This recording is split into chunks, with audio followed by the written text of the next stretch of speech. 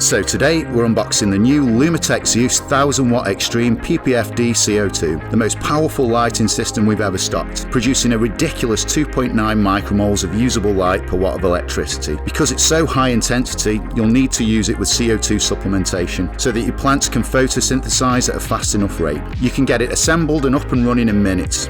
We'll go through the process now. You've got 10 separate LED strips, 2 supporting sidebars, and the main body that's supplied with the ballast already attached. Fit the supporting sidebars to either end of the main body. They'll click straight in place. In fact, you won't need any tools at any stage of the process. Next, you'll need to attach the LED strips. Just make sure that you take the plastic coverings off first. On one end of each bar, you'll find the power connector and a magnet that secures the bar in place. You get 2 V-shaped hanging wires that make it easy to hang the unit, but you'll need an extra set of rope ratchets to finish the job off. As you can see, size-wise, this fixture comes in at around 118 centimeters by 109 centimeters. So technically it will fit into a 1.2 meter square tent, though we'd recommend using it in a space of around 1.5 meters square. That's because this unit is ridiculously bright. Seeing it on video really doesn't do it justice. If you're tending to your plants with the lights on, you're definitely going to need a set of grow room glasses to protect your eyes. Luckily, the external controller allows you to start off lower and work your way up to avoid stressing your plants. You can ease output levels up in 25% increments.